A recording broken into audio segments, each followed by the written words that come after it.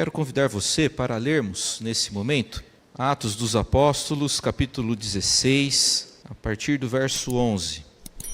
Atos dos Apóstolos, capítulo 16, vamos ler a partir do verso 11. De acordo com o calendário presbiteriano, comemora-se no segundo domingo do mês de fevereiro o Dia da Mulher Presbiteriana. Pela manhã tivemos uma homenagem muito bacana para as mulheres e hoje eu queria refletir, agora à noite, acerca da história de conversão de uma mulher. Pensando na data proposta pelo presbiterianismo, quero refletir acerca do que Deus fez na vida de uma mulher e através da vida dessa mulher. Atos capítulo 16, a partir do verso 11. Tendo, pois, navegado de Troade, seguimos em direitura a Samotrácia, no dia seguinte a Neápolis e dali a Filipos, cidade da Macedônia, primeira do distrito e colônia. Nesta cidade permanecemos alguns dias. No sábado, saímos da cidade para junto do rio, onde nos pareceu haver um lugar de oração, e assentando-nos, falamos às mulheres que para ali tinham concorrido. Certa mulher chamada Lídia, da cidade de Tiatira, vendedora de púrpura, temente a Deus, nos escutava. O Senhor lhe abriu o coração para atender às coisas que Paulo dizia. Depois de ser batizada, ela e toda a sua casa nos rogou, dizendo: se julgais que eu sou fiel ao Senhor, entrai em minha casa, e aí ficai. E nos constrangeu a isso. O texto que lemos trata sobre a primeira convertida ao cristianismo na Europa. Seu nome, Lídia. A história de Lídia me fez recordar da história de conversão de uma outra senhora do passado. Seu nome, Querubina Franco. Talvez você nunca ouviu falar esse nome anteriormente.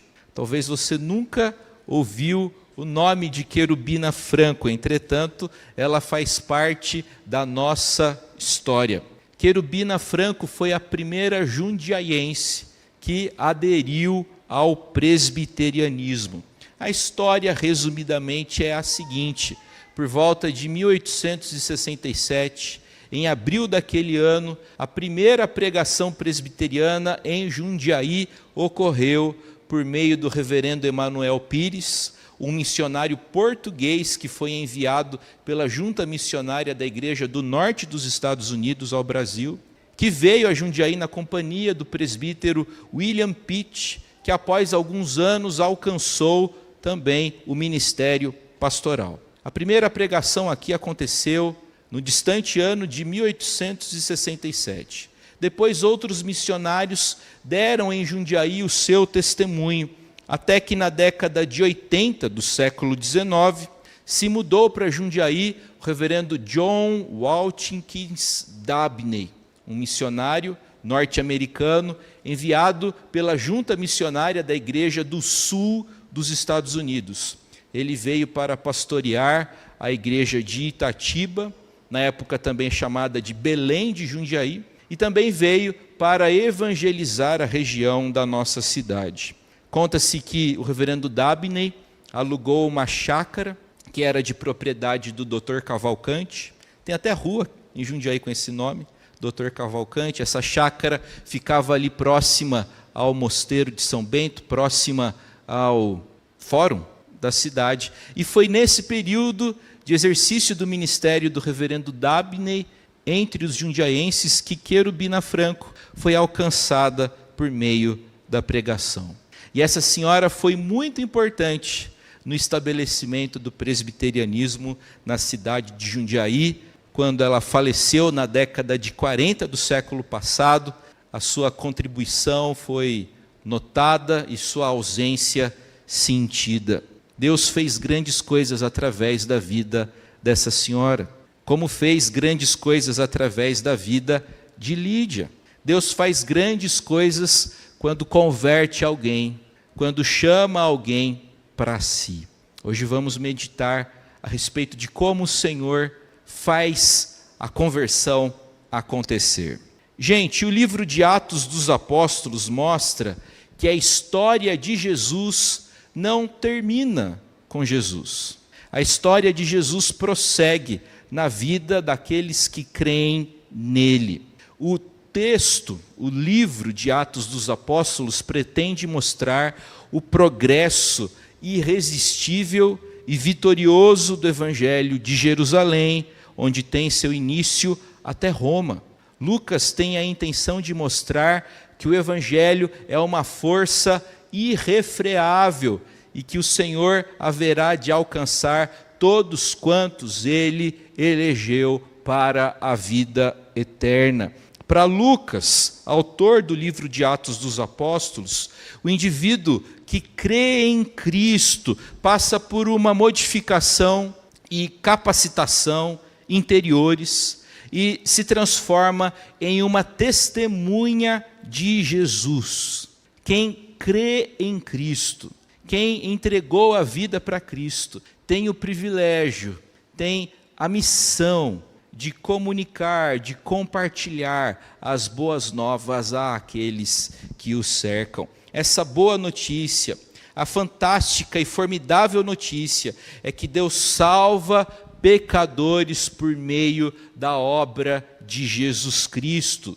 Deus salva pessoas, não por conta de seus méritos, não por conta de seus feitos, mas apesar de seus deméritos, apesar de sua transgressão, apesar de suas ações incorretas. A partir do que foi dito até aqui, eu queria analisar com vocês, a partir do texto que lemos, a dinâmica da conversão. Em primeiro lugar, vemos que Deus faz os encontros acontecerem. Deus oportuniza encontros. Paulo, Silas, possivelmente Timóteo e Lucas estão em uma embarcação e navegam na direção de Neápolis. O navio navega rapidamente, de modo que no final do primeiro dia de viagem o grupo já consegue avistar uma grande montanha,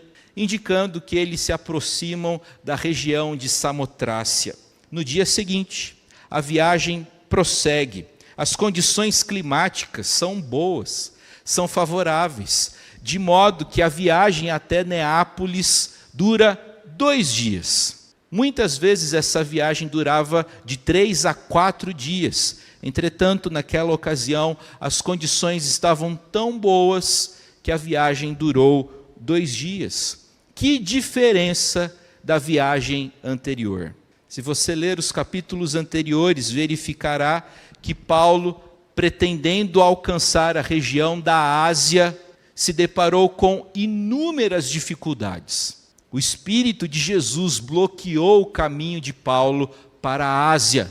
Paulo pretendia evangelizar na Ásia, mas o Senhor redirecionou seu servo para a região da Europa. Enquanto as portas se fecharam para a Ásia, as portas se abriram para a Europa. Não houve imprevisto algum. Os missionários alcançam Neápolis e decidem ir para a cidade de Filipos. Eles têm pela frente uma caminhada de 16 quilômetros pela chamada Via Inácia, construída pelos romanos e que se estendia por 620 quilômetros. Filipos era uma cidade romanizada e muito diferente das cidades que Paulo havia visitado anteriormente.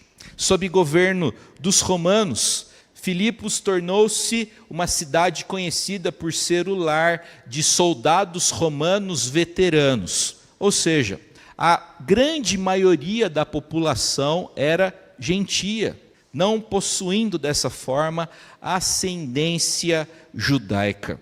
Não havia em Filipos sequer uma sinagoga, e para se ter uma sinagoga bastavam 10 homens, não haviam judeus ali. Alguns dias se passam depois da chegada do time missionário a Filipos. No sábado, Paulo e seus companheiros vão para fora da cidade, caminham pelas margens do rio Gangites, na expectativa de encontrarem pelo menos uma reunião de oração. Eles sabem que não tem muitos judeus em Filipos, mas eles pretendiam encontrar pelo menos uma reunião de oração. E era hábito dos judeus, na ausência de sinagogas, a prática religiosa próxima a rios. E é justamente isso o que acontece. Paulo e seus companheiros encontram gente fazendo oração, só que aquela reunião era uma reunião da SAF. Só tinha mulher, só haviam senhoras ali. Na visão que Paulo teve em Troade, ele viu um homem que pediu ajuda: passa a Macedônia e ajuda-nos. Porém, Paulo começou a ministrar a um grupo de mulheres. Coisa bonita e revolucionária. Por quê? Na época, os rabinos diziam que era preferível as palavras da lei serem queimadas do que serem entregues a uma mulher. Lembremos-nos de que entre os judeus do período, as mulheres se encontravam em uma situação de desvantagem. Durante toda a vida viviam sob a autoridade de homens, primeiro dos pais, depois de seus maridos. Dentre as mulheres presentes naquela reunião de oração, encontrava-se Lídia, uma senhora da cidade de Tiatira. Lídia era empresária do ramo têxtil. Ela comercializava púrpura, um tecido muito chique e sofisticado do mundo da época, usado por reis, imperadores e gente do dinheiro. Além disso, Lucas nos informa que aquela senhora era temente a Deus. Essa expressão temente a Deus era empregada em relação a não-judeus, ou seja, a gentios que simpatizavam com a religião de Israel. Lídia, atenta, escuta o que Paulo e os demais missionários têm a dizer.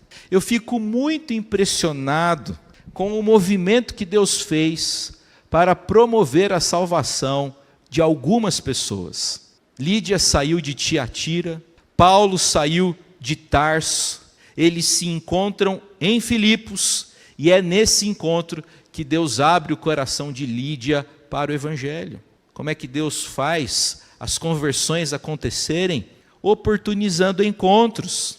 Deus usa pessoas, Deus usa seus servos, a fim de que o Evangelho seja anunciado, a fim de que o Evangelho seja pregado. Deus faz esse tipo de coisa acontecer. Na nossa reflexão, no início do ano, quando tratamos sobre a visita dos magos a Jesus, nós vimos que Deus moveu os céus para conduzir alguns magos à presença de Jesus. Esse é o Deus que nós servimos. Ele faz grandes coisas para promover a salvação daqueles que haverão de crer. Isso acontece porque Deus é amor. Isso acontece porque Deus é gracioso e é desejo dele reconciliar os pecadores consigo mesmo, para a sua glória. A história de Querubrina Franco reflete isso. Uma jundiaense que foi alcançada pelo Evangelho através da pregação de um missionário norte-americano. Deus faz esse tipo de coisa acontecer. Deus oportuniza encontros benditos e transformadores encontros. Quem Deus está colocando na sua vida, meu irmão? Não é por acaso que você é vizinho de fulano. Não é por acaso que você trabalha com o João. Não é por acaso que você estuda com a Rebeca. Estou dando nomes aqui aleatórios, tá? Não é à toa que Deus colocou essas pessoas ao seu redor. Deus deseja usá-lo como instrumento dele para pregar o Evangelho. Compartilhe essa boa notícia. Não esconda essa boa notícia que transformou a sua vida, do seu amigo, da sua amiga. Compartilhe o Evangelho de Jesus. Igreja é missão. Igreja que não evangeliza não é evangélica. Não é evangélico aquele que não evangeliza. Compartilhe boas notícias. Para de só ficar falando mal do governo. Para de ficar reclamando das contas. Fale de Jesus. Compartilhe a boa notícia do Evangelho. Deus oportuniza encontros. A segunda lição que aprendemos aqui é que Deus abre o coração do pecador. Não foi Paulo o agente da conversão de Lídia. O Espírito do Senhor abriu o coração dela. Paulo foi um instrumento apenas. Quem abre o coração é o próprio Deus. É o que o texto nos ensina no verso 14. O Senhor abriu o coração de Lídia para atender às coisas que Paulo dizia. Lídia se converte a Jesus, o Senhor abriu o seu coração. Ora, algo que é aberto é porque estava fechado anteriormente, não é? Quem é que abre o coração de uma pessoa para o Evangelho? É o Senhor, é o próprio Deus. É por isso que nós devemos orar pela conversão daquelas pessoas que a gente está evangelizando. A pessoa vai se converter não por conta da sofisticação dos seus argumentos, não é porque o seu discurso é bonito. Conversões acontecem quando o Senhor abre o coração, quando o Senhor toca, quando o Senhor quebranta. Primeiro Deus toca o coração do pecador, aquele lugar dentro do nosso ser que só pode ser acessado e transformado pelo próprio Criador. A teologia denomina esse processo de regeneração. Depois dessa transformação interna, depois da regeneração, ocorre aquilo que a teologia, no capítulo da soteriologia, denomina de conversão. A conversão é o ato consciente de uma pessoa regenerada, na qual ela volta-se para Deus em arrependimento e em fé. Conversão é isso.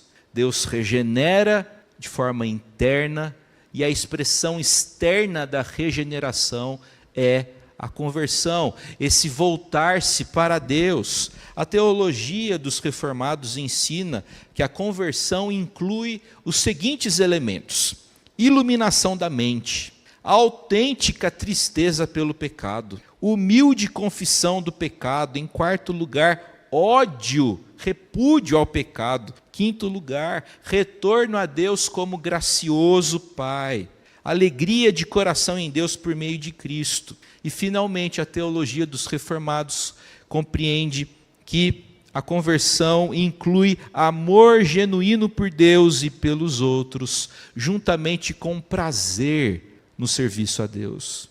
Nós tivemos o Acampa Dentro dos adolescentes e dos jovens, e eu fiquei muito contente quando um dos meninos que organizou a programação, e que é nosso diácono também, disse para mim o seguinte: pastor, uma das maiores alegrias que eu tenho é chegar 7h30 na igreja, abrir a igreja e esperar o povo de Deus, que vai vir para adorar. Eu fiquei tão contente de escutar isso, porque essa também é a minha alegria, de chegar mais cedo aqui, arrumar, ligar as coisas, e saber que irmãos e irmãs vão comparecer ao culto, para juntos louvarmos a Deus.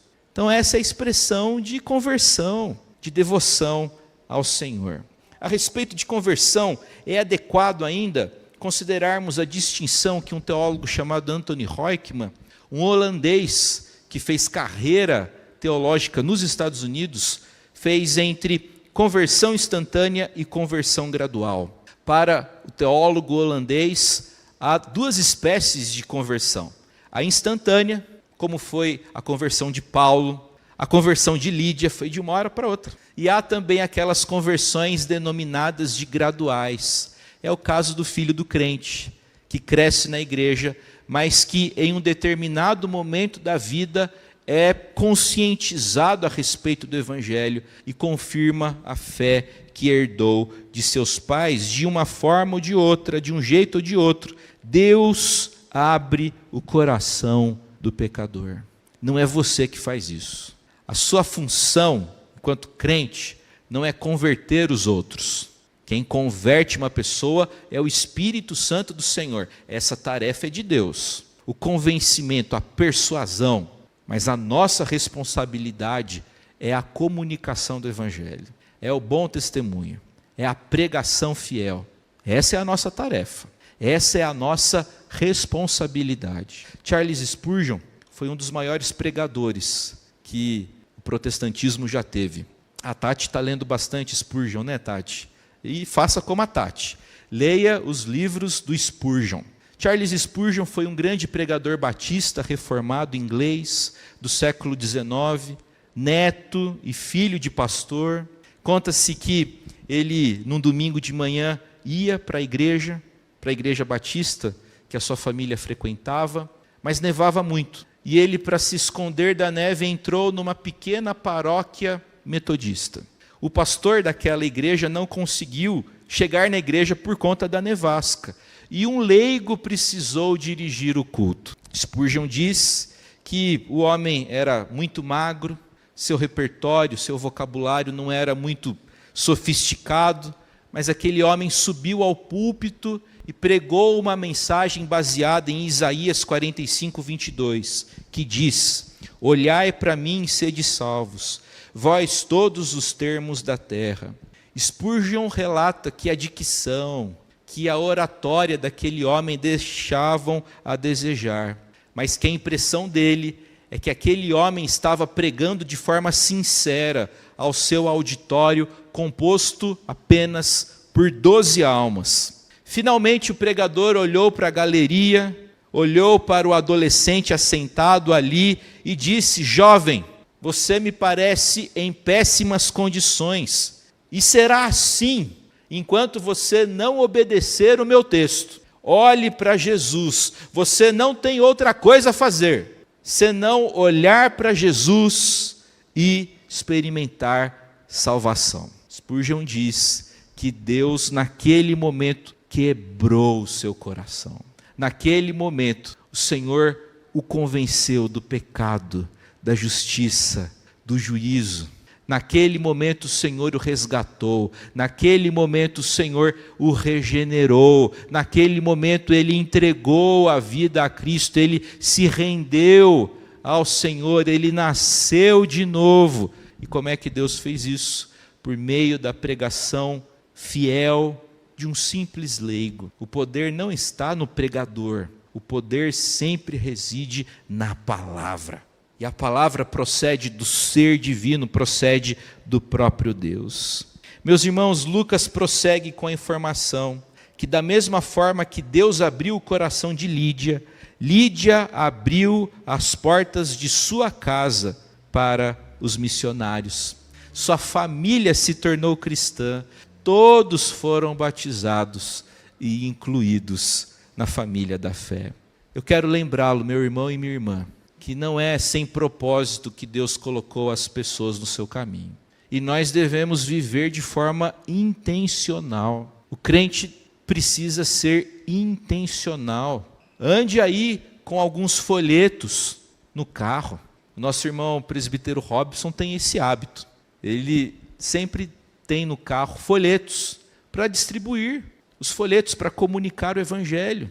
Nós precisamos dessa intencionalidade. Conversar com alguém e intencionalmente conduzir aquela conversa, aquela prosa às questões eternas. Gente, a gente fala sobre tanta coisa, não é mesmo? É o preço da carne, é o jogo de futebol, é o Paulistão, é a Supercopa, que o São Paulo ganhou, não é?